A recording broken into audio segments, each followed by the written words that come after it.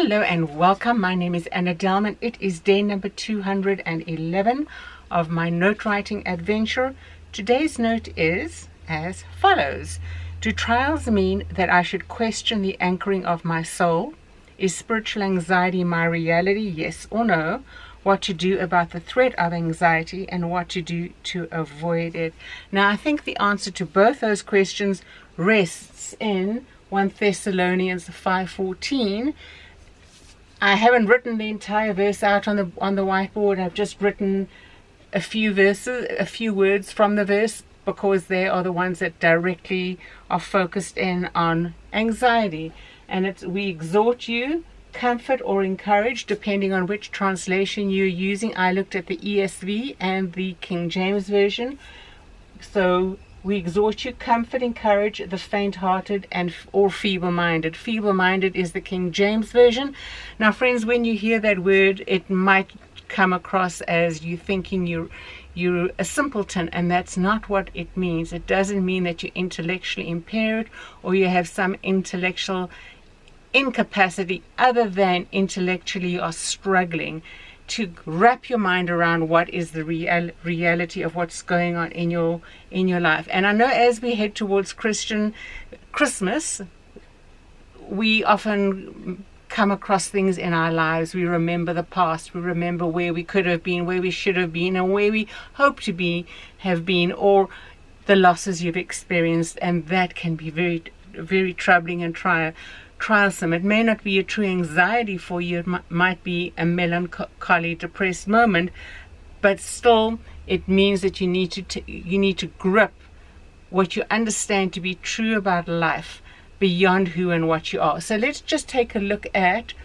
the verse and unfold it a little bit so that we can find comfort. So to find comfort or be encouraged means that somebody needs to come alongside you, or you need to come alongside somebody else. To be beside someone, you walk through it with them. Now, for those of you who are in isolated situations where you do not have people around you who can be that for you, that means, friends, you need to be that for someone else. You need to extend yourself. You need to exert yourself. You need to step into places where you may be uncomfortable. And that could be as simple as when you're out and about, you go and grab somebody's shopping cart and you move it along for them if need be. Or if you see somebody approaching, you pull out the cart and put the baskets in and get it ready for them with a smile on your face. Merry Christmas is what you can say. You be the encouragement. Friends, you do not know what somebody else's life is, and you do not know what your words in those moments can mean to them. That smile on your face, that little thing. So to comfort and encourage the faint-hearted, the feeble-minded, it's those people who are struggling to be vital. They have no vitality. They are exhausted, feeble-minded. They have lost the strength. They are discouraged. They are doubting. They have no hope for continuance, for anything good beyond the moment they are in. They've lost their sparkle, their energy, and their liveliness. Friends, you're doing one little thing for them can make all the difference in the world, even if it's just for a moment. Now, that is true, friends, in spiritual anxiety as well. When we come across things in our lives that we didn't know would ever come to us and we are at a loss. Now, in the book I'm working through, I'm now on the section where Johannes Hohenberg writes, and he says that we need to speak to I'll quote, "Speak to him as he desires any situation, so that it makes an impression on him, that it helps him for his well-being."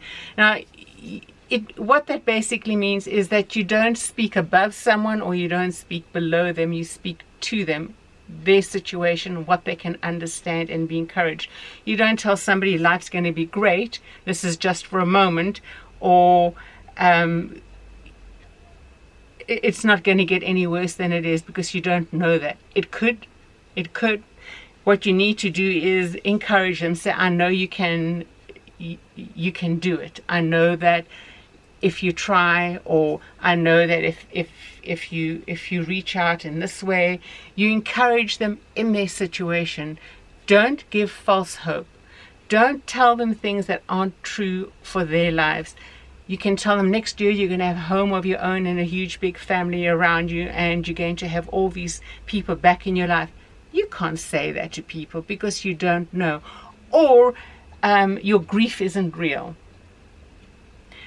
Stop grieving and everything will be okay.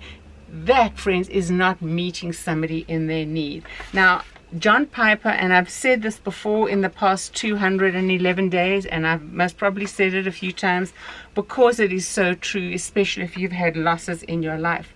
And I'll repeat it once again because it is so exceptional.